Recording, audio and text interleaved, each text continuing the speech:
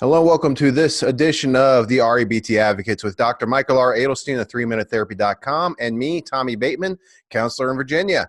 So today we wanted to react to another clinical psychologist work, a recent work written on Medium by a Dr. Nick Wignall. I think this is a fun article because it really does a way of contrasting REBT from, well, what people may think are mainstream thoughts. And there's Michael's face. Michael, how you doing?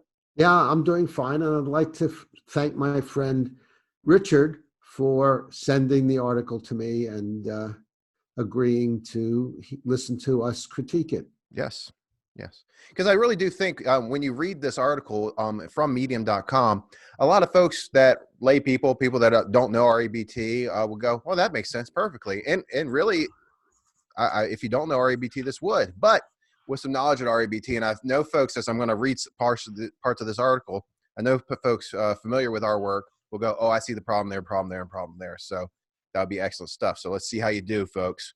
So this article by Dr. Nick Wignall is called How to Handle Others. That's not what he wrote. He wrote How to Handle Other People's Bad Moods Like a Pro. So how do we do it? I'm going to kind of redact it. It's a long article, so I'm just going to kind of pick it out. I'm gonna link the article below us. Hopefully we treat this as honestly as possible. So that's our caveat. But hey, this is a short video, so I can't go through everything. Here we go. Step 1 of handling other people's emotions like a pro. Treat strong emotion as a puzzle, not a problem. So here, he has a bolded area, which makes it really easy for me to sum it up. Instead of viewing someone's bad mood as a problem to be fixed, what if you shifted your perspective and saw it as a puzzle instead? Viewing someone's emotion as a problem puts us in a moral frame of mind, We think of the emotion as something bad to be gotten rid of quickly. On the other hand, thinking of it as a puzzle puts us in the mindset of curiosity. And when we're curious about another person's emotion, it's far easier to be validating, understanding, and empathetic. Oh, there's that word, which is what most people experiencing strong, painful emotions really need. Do they need that, Michael? Well, before we get to what they need, according to Nick, I'd like to back up. And in terms of viewing someone's strong emotions as a puzzle, not a problem, why not view it as both? There are a few problems here. One is they're upset, and let's make it specific and concrete to think about more easily. So let's suppose someone is angry at you and claims you acted unfairly. So that is a problem for them, that they're angry and they're eating themselves up inside. And it's a problem for you because you don't like to be treated angrily or unfairly. And it's a puzzle because you'd like to figure out how you can help them if possible. So I would say it's not either or, but it's and both. View it both as a puzzle and a problem and a way to help your friend. Absolutely. Absolutely. And what he also says here is when you have a curiosity driven mindset instead of a moral mindset, which I think is a false dichotomy. I think there's other options here. But anyway, if you have that curiosity driven mindset, you're going to ask different questions like, what could be going on in their mind that would lead to so many painful feelings? Hey, that's a good question, actually. I kind of like that one. But really what he's trying to say is we need to not think morally, but think with curiosity. I don't know.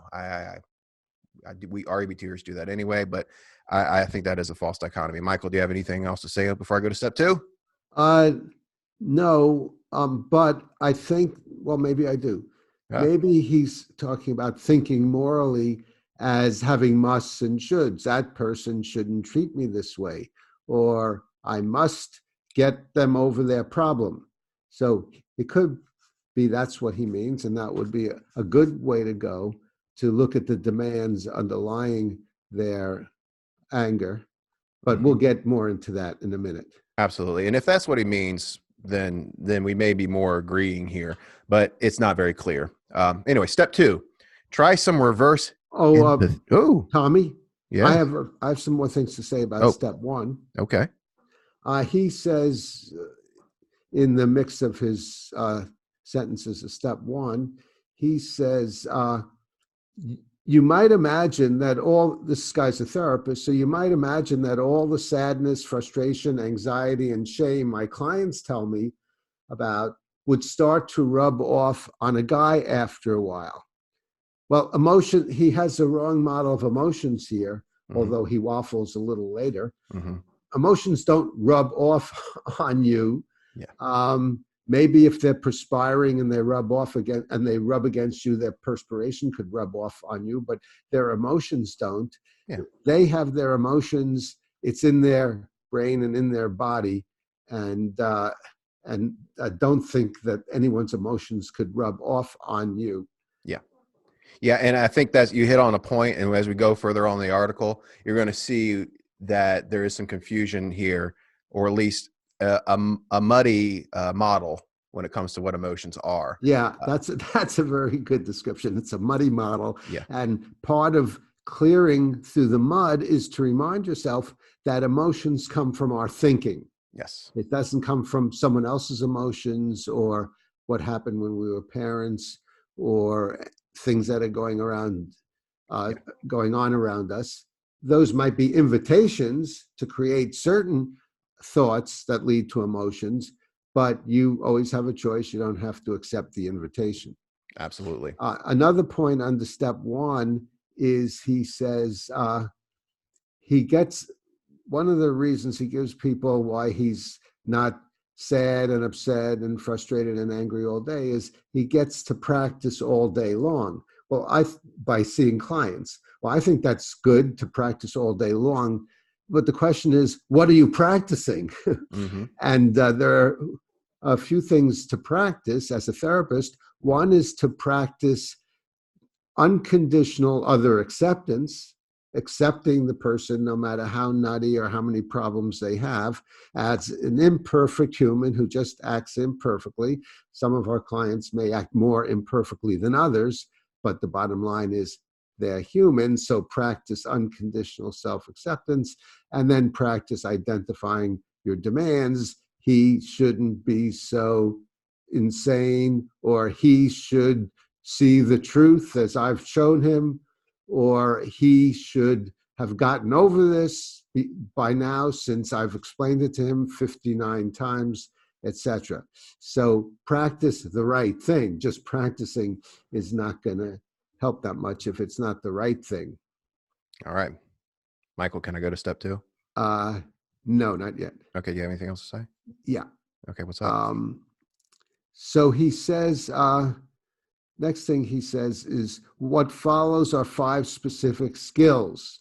So I think in our terms, he's thinking of the problem separation technique where we have practical problems and emotional problems. So he is focusing on the practical problems of the therapist and is going to teach them skills for dealing with their upset clients. So if the skills are useful and meaningful, then that's great. So let's see what the skills are. Did you want to say something about that, Tommy? No. In fact, that's the main thrust of this article. That's the one about the puzzle and the problem thing. That is the first skill. And now we're going to go to the second skill. Yeah, I'm not up to the second skill yet. There's a couple of very important things in the first one. And that is, he says, instead of viewing someone's bad mood as a problem to be fixed, which it may be, as your therapist, they probably want you to fix some of their bad moods, but it may be. What if you shifted your perspective and saw it as a puzzle instead? Now, I think there's a third option, which makes a lot more sense than either of those, either something to be fixed or shifting your perspective. What if you ask them instead, how can I help you? Presumably, they're paying you and spending time with you because they want to be helped. So why not ask them, would you like me to give you some practical solutions? Would you like me to help you with disturbed emotions? So ask them what they want instead of deciding yourself and then giving them what you think they want. There it is. Because REBT, often our work is driven by the client's goals. So that informs how we often attack the problem, to use that word. All right.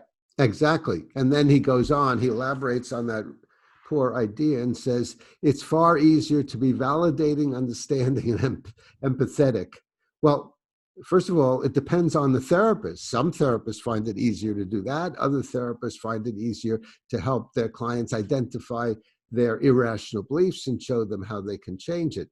But the issue isn't what's easier for you as a therapist. I don't know why he focused on what's easier, but it's the issue for you is how can you be most helpful to the client? Mm-hmm. And then he decides his criteria is what do most people want? What do they need when they're experiencing strong and painful emotions? Again, he misses the main point as a therapist. Find out what they want or so-called need. Mm-hmm. Not most people. Your client is not most people. Your client is an individual. So if you had a group there, you might want to decide what most people want, what would be most helpful to them if you can address them individually. But the nice thing about someone coming to your office is you can address that person individually and tailor your help to something they actually want. And then he comes up with something very good. He says, so pay attention to your own self-talk. Well, that's very good. He gets away from the skills and is looking at your self-talk. And mainly, specifically in terms of self-talk, are your demands. What are your own demands in dealing with this client that interferes with your helping them? Yeah, in fact, the self-talk examples he gives, don't they see this as doing them any good? And if only they knew how much they impacted other people, they'd never be like this. There's an implied should there. Don't they? If they saw what they were doing, if they saw this was good, they shouldn't be acting like this, or they should be seeing how good this is working. They shouldn't be like this if they knew how they impacted other people. So there's a Yeah, I like the self-demand. term. I like the term you use, Tommy. Implied shoulds. Yeah. So often you can infer your own implied shoulds from the way you're thinking about a situation, even though it's not out there evident. So it could be implied, and you could infer it. And same with your clients. But then when you think you've inferred a should or a must, then ask the person if it makes sense to them. Excellent. I think we beat the hell out of step one, so I'm going to go to step two now. I have a little more hell to beat out of it. I know you do. I know you do. Michael, he's He already says, dead. Here we go. what kinds of external situations or circumstances might have set them up for feeling this way? So I think that's a good point, that there are certain circumstances under which a client is more likely to upset themselves or make themselves angry. So you can look at the external situations, and that's the A. We often talk about the A, B, C, D, E, F. So the A is the activating event, the external situations or circumstances, and then B, what's the must, what's the should, and that leads to C, their disturbed emotions. And I'm going to get to the final one here, Tommy. And then he says, even though they don't like feeling sad, is there some kind of benefit they might be getting from it? Well, it's not, is there some kind of benefit? But the reason you feel sad is because you have a preference. I prefer my friend to treat me well. And the reason you have that preference is because it would be advantageous if your friend treated you well and disadvantageous if he didn't. So you're getting the disadvantages, he's not treating you well. And so the benefit you're getting out of your sadness is it comes from a rational belief, which is I prefer my friend to treat me well and he's not. What can I do to help him and make our relationship better? Okay, Tommy, I'm up to number 2. Unfortunately, we're actually a minute or two over our usual 10 to 12 minutes that we tried to use on this. Do you want to continue, or shall we use this as some food for our next YouTube episode? I think we can beat up the rest of them more on the next episode because we beat the heck out of this one. Okay, we sure did. Well, very Okay, very good. good. So let's go for that. And any final thing that you wanted to say? I can't wait to get to step 2. I really can't. So I'm Okay. ready to go, Michael. Hey, guys, thank you so much for the subscriptions. Keep that up. And thank you for your comments. Thank you, Richard, for sending us this article because, man, there's so much meat to get out of this, right? As you've seen in this video. So anyway, Michael, take it away. Finish us up. Yes, yes. So I'd like to reinforce Tommy's invitation to comment and also give us a like and support us on Patreon at patreon.com the REBT Advocates, and subscribe to the REBT Advocates to stay on the rational side of life.